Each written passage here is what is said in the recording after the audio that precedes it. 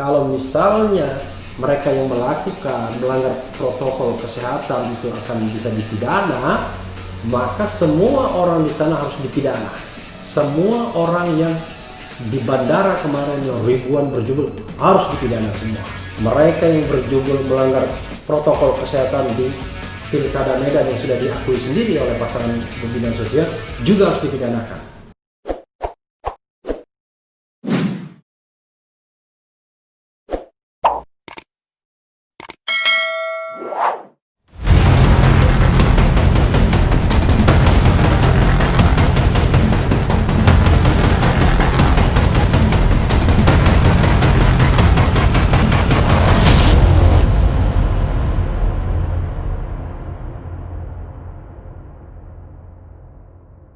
Assalamualaikum warahmatullahi wabarakatuh, Sobat RH sekalian. Jumpa lagi kita di channel yang keren ini, Keren Cadas. Kali ini kita tetap ingin melanjutkan soal Habib Rizik ya, seiring dengan pemeriksaan ya oleh Polda Metro Jaya, dan sudah keluar pernyataan bahwa ada dugaan tindak pidana dalam kerumunan di Petamburan dalam pesta atau perayaan pernikahan Putri Habib Rizik sekaligus peringatan Maulid Nabi besar Muhammad SAW. Dan kita tahu bahwa kalau sebuah kasus ditingkatkan ke penyidikan berarti kan mau dicari siapa yang jadi tersangkanya ya. Dan ini ada berita dari Oke News. Segera diperiksa, Habib Rizik tersangka pelanggaran undang-undang karantina kesehatan, tanda tanya ya. Jumat 27 November 2020. Polda Metro Jaya akan memanggil semua pihak yang terkait dengan kerumunan di Petamburan, Tanah Abang. Nggak mungkin juga semua pihak kalau yang berkerumun itu 1.000, 2.000, 3.000 orang, bagaimana mau dipanggil semua? Termasuk Imam Besar Front Pembela Islam FPI Habib Rizik Syihab. Kapolda Metro Jaya Irjen Pol Fadil Imran mengatakan, setelah naik ke tingkat penyidikan, maka pihaknya akan segera memanggil semua pihak yang terkait dalam acara Maulid Nabi dan pernikahan Putri Habib Rizik di Petamburan, Jakarta Pusat beberapa waktu yang lalu. Putri Habib Rizik itu adalah Najwa Shihab ya, tapi bukan Najwa Shihab mata Najwa. Sehingga tidak menutup kemungkinan penyidik juga akan memanggil pentolan FPI Habib Rizik Syihab. Dalam kasus ini ditemukan adanya pelanggaran pasal 93 Undang-Undang Nomor 6 2018 tentang karantina kesehatan. Semua pihak yang dipandang perlu untuk diminta keterangan akan dipanggil untuk diminta keterangan, katanya di Polda Metro Jaya Jumat 27 November 2020. Menurutnya, siapa saja yang terkait dalam pemenuhan alat bukti itu akan dipanggil dalam kapasitas sebagai saksi dan tersangka. Tapi untuk tersangka nanti kita lakukan gelar perkara setelah ada alat bukti, termasuk pemeriksaan HRS. Iya, semua, siapa saja. Kita tidak mengkhususkan 1-2 orang, tegasnya. Sementara itu, Direktur Reserse Kriminal Umum Polda Metro Jaya Kombes Pol Tubagus Ade Hidayat menegaskan pihaknya akan memeriksa Habib Rizik Syihab karena penyidik telah gelar perkara. Kami sudah gelar perkara untuk menaikkan statusnya karena diduga ada tindak pidana, ucapnya. Saat ini penyidik masih menyusun rencana penyidikan untuk menegaskan apa saja yang akan dilakukan oleh penyidik dari alat bukti yang dimiliki. Jadi seperti yang disampaikan Pak Kapolda, pihak yang terkait dan dibutuhkan untuk memenuhi alat bukti akan dilakukan pemeriksaan kembali, pungkasnya. Sebelumnya, kuasa hukum FPI Aziz Yanuar mengatakan, jika Habib Rizik dijerat pasal 93 Undang-Undang Nomor 6 Tahun 2018 tentang karantina kesehatan, maka akan menimbulkan diskriminasi. Kalau itu terjadi, maka akan ada diskriminasi hukum dan kriminalisasi ulama serta habaib, kata Aziz Yanuar saat dihubungi MNC Media Kamis 26 November. Ketidakadilan itu, kata Aziz, makin terasa saat kerumunan kampanye pilkada di berbagai wilayah seperti Solo, Surabaya, Banyumas, Indramayu, Pekalongan, Banjarmasin, dan Magelang. Bahkan kemarin di Minahasa begitu luar biasa, tak ada sama sekali tindakan hukum apapun. Begitu juga acara penolakan HRS yang juga tidak jaga jarak berlangsung marak di Pekanbaru dan Surabaya serta NTT oleh para pribadi kebal hukum, urai. Aziz pun heran, Habib Rizik yang telah membayar denda masih dicari kesalahannya. Sementara acara yang dihadiri Habib Rizik yang sudah dijalankan dengan mitigasi serius dan bahkan karena di luar perkiraan akhirnya sudah disanksi, malah dicari kesalahan dan dibuat pidananya, ungkapnya. Ya, Sobat RH sekalian, ada beberapa hal yang harus kita garis bawahi ya. Pertama adalah mengenai penerapan pasal 93 itu apakah tepat atau tidak. Karena pasal 93 itu berbunyi mengenai siapapun yang tidak mematuhi penyelenggaraan kekarantinaan kesehatan masyarakat atau menghalang-halangi penyelenggaraan kekarantinaan kesehatan masyarakat sehingga menyebabkan darurat kesehatan masyarakat, maka akan dipidana ya, kalau tidak salah dengan pidana 1 tahun dan atau denda. Nah, yang menarik adalah Sobat Era sekalian, sebenarnya pasal itu ada sebab dan ada akibatnya. Sebabnya menghalangi atau tidak mematuhi, dan akibatnya adalah menimbulkan kedaruratan kesehatan masyarakat. Nah, persoalannya untuk menilai sebab akibat itu, maka kan harus dilihat apakah kerumunan di Petamburan itu memunculkan kedaruratan kesehatan masyarakat. Kalau kedaruratan itu adalah sebuah statement, maka statement itu sebenarnya sudah diucapkan negara, yaitu pada tanggal 31 Maret kalau tidak salah, atau 30 Maret diumumkan keputusan Presiden mengenai kedaruratan kesehatan masyarakat. Lalu pada tanggal 13 April darurat bencana nasional. Jadi ada darurat kesehatan masyarakat dan darurat bencana nasional. Tentu dalam konteks ini yang dimasalahkan adalah darurat kesehatan masyarakat, kedaruratan kesehatan masyarakat. Jadi kedaruratan tersebut bukan karena kerumunan, tetapi karena memang sudah dinyatakan, karena pandemi ini meluas. Jadi sebenarnya kalau diterapkan pasal 93 itu tidak terlalu tepat, karena bayangan tentang pasal 93 ini pastilah tidak sebuah pandemi seperti COVID-19 ini yang sudah menyebar luas terlebih dulu. Jadi yang dibayangkan barangkali adalah ketika upaya penyelenggaraan kekarantinaan kesehatan masyarakat itu dilakukan, entah itu melakukan karantina rumah sakit, karantina wilayah, dan juga PSBB tentunya ya, itu ada yang tidak patuh, ada yang menghalang-halangi, dan sebagai akibatnya muncullah kedaruratan kesehatan masyarakat. Jadi ada sebab dan akibatnya. Jadi itulah sebabnya barangkali ya, sepertinya aparat itu ngotor sekali untuk mengatakan bahwa Petamburan itu ada klaster baru di Petamburan ya. Jadi ini yang barangkali akan disasar terlebih dahulu. Itu yang pertama Sobat Era sekalian. Yang kedua adalah mengenai pendapat yang pernah saya baca dari Hamdan Zulfa, kalau tidak salah, mantan Ketua Mahkamah Konstitusi, mudah-mudahan saya tidak keliru mengutipnya ya, yang mengatakan bahwa tidak bisa diterapkan pasal 93 tersebut karena tidak sedang dilakukan karantina, baik itu karantina wilayah, rumah sakit, maupun karantina rumah. Jadi apa yang mau dimasalahkan ketika tidak ada yang namanya tindakan karantina ya? Jadi itu menarik juga Sobat Era sekalian. Tidak sedang ada karantina Kenapa kemudian diterapkan pasal 93? Karena sejak awal kita tahu pemerintah tidak pernah menerapkan karantina.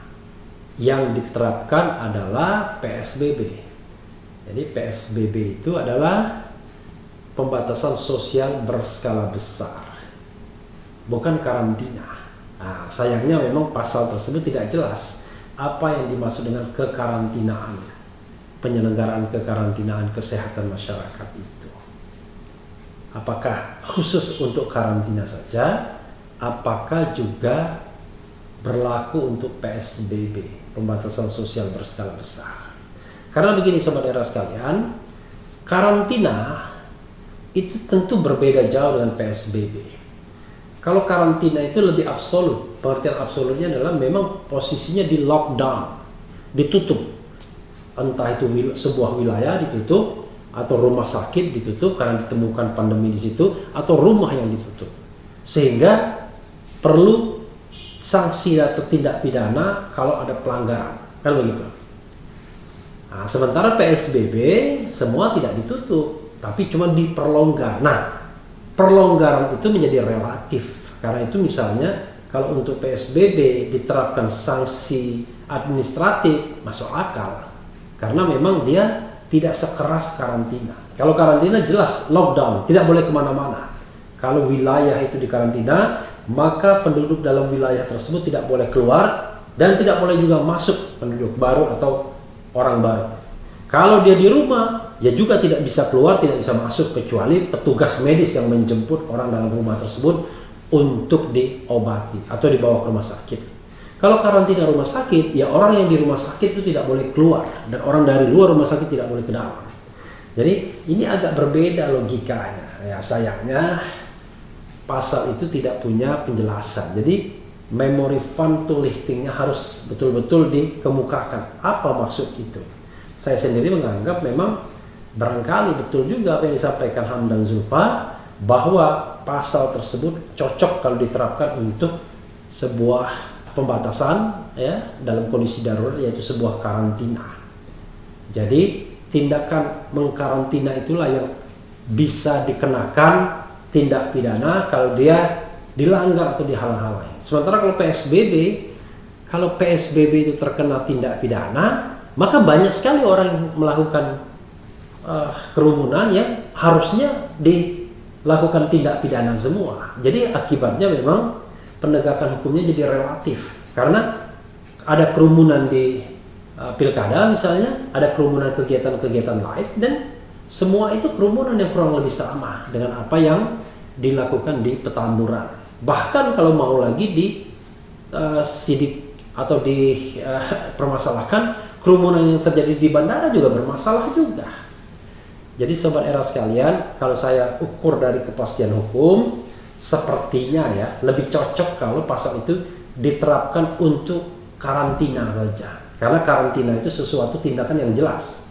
Karantina itu melarang orang bergerak sama sekali. Sehingga kalau orang bergerak, maka dengan mudah dia dikenakan sanksi tindak pidana, sanksi pidana. Tapi kalau PSBB, waduh, berat sekali rasanya ya. Kalau kita lihat misalnya PSBB tersebut kemudian disanksi pidanakan. Oke. Itu yang kedua. Yang ketiga sobat era sekalian, memang masalah berikutnya adalah soal diskriminasi ya. Soal diskriminasi ini yang menjadi soal. Kenapa begitu? Saya mengatakan misalnya di sebuah televisi, saya mengatakan kerumunan pilkada dengan kerumunan perkawinan Putri Habib Rizik dan peringatan Maulid Nabi ya sama saja dari perspektif kesehatan masyarakat. Ya sama-sama sebuah kerumunan yang potensial menyebabkan munculnya klaster baru COVID-19. Kalau perspektifnya kesehatan, tidak peduli bahwa satu agenda resmi, satu agenda yang bukan ketatanegaraan, itu nggak ada hubungannya kalau kita lihat dalam perspektif kesehatan masyarakat. Jadi dalam perspektif kesehatan masyarakat, yang namanya nyawa itu adalah yang utama. Sehingga kalau pemerintah memang sangat berkepentingan untuk melihat kerumunan itu sebagai sebuah tindak pidana, maka ya semua harus kena. Tapi kalau menurut saya harusnya itu dilihat sebagai sebuah pelanggaran yang betul-betul diberikan sanksi administratif yang lumayan, 50 juta misalnya. Walaupun ada orang meledek, saya mau mengadakan perkawinan, saya mau kumpulkan uang dulu 50 juta dan boleh. Ya tidak begitu logikanya. Lagian juga uang 50 juta juga tidak kecil ya. Apalagi sanksi di situ 100 juta cuma maksimal ya. Selain hukuman penjara 1 tahun. Jadi sobat RH sekalian, kembali pada pertanyaan, apakah Habib Rizik akan segera dijadikan tersangka karena melanggar pasal 93? Nah ini kita tunggu. Karena kalau dalam proses penyidikan ini berarti kan penyelidik dan penyidik tentunya sudah merasa yakin ada sebuah peristiwa pidana sehingga mereka meningkatkan ke dalam tahap penyidikan untuk menemukan siapa tersangkanya.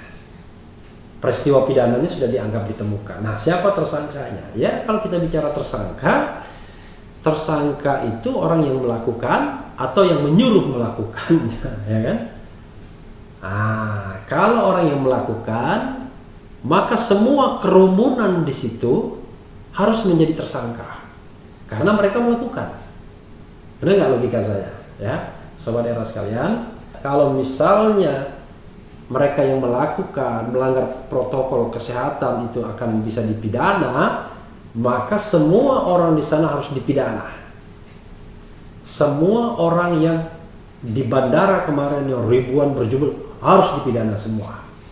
Mereka yang berjubel melanggar protokol kesehatan di Pilkada Medan yang sudah diakui sendiri oleh pasangan Bobi Nasution juga harus dipidanakan. Ya mungkin termasuk Bobi Nasutionnya juga, termasuk Habib Riziknya juga, semuanya. Apakah itu yang ingin dicapai? Oke. Tapi kalau terbatas kepada yang menyuruh melakukannya, ya, maka menjadi pertanyaan. Pasal itu mengatakan tidak hanya mereka yang menghalang-halangi, tapi mereka yang juga tidak patuh.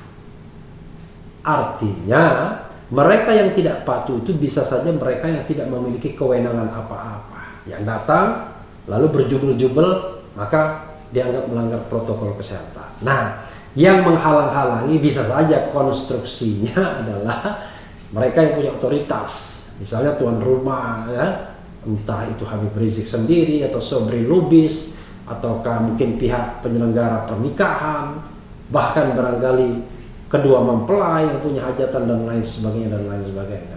Saya membayangkan dalam konteks ini kalau dicari-cari masalah, pasti ada masalah. Tapi apakah benar kita mau memidanakan sebanyak mungkin orang? Ya, saya tidak tahu. Saya hanya memberikan penilaian dari sisi logika saja, ya. Dan itu penting untuk menjawab agar jangan ya terkesan bahwa pemerintahan ini hanya mengejar para ulama, para habaib saja yang sering dituduhkan. Sementara yang lain tidak diapa-apakan. Ya tidak enak juga ya kan dituduh terus pemerintahan Jokowi seolah-olah dianggap memusuhi Islam, memenjarakan ulama dan lain sebagainya dan lain sebagainya. Jadi saudara sekalian, bahwa masa Islam ya warga negara Muslim merupakan mayoritas di Republik ini.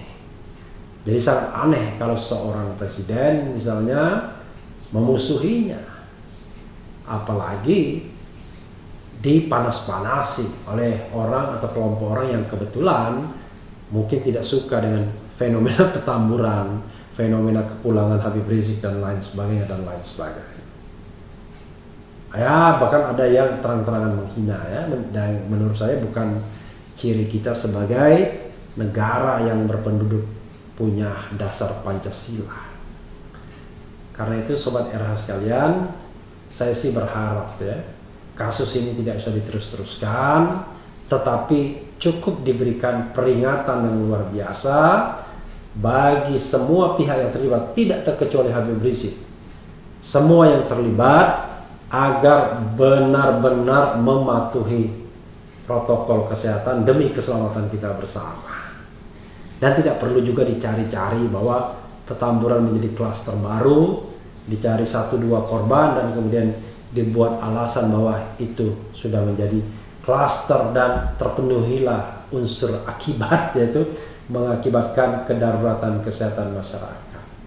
Sahabat era sekalian, kita lihat saja hari-hari ke depan, tapi saya berharap semuanya menjadi baik. Yang penting tetap di channel ini, karena di channel ini Anda akan dirayu, ditipu, dibaperin, dicecar, diuber pula di jalur khusus. Karena channel ini adalah channel yang mengancam, memeras, dan membenci. Jangan lupa subscribe, like, comment, and share.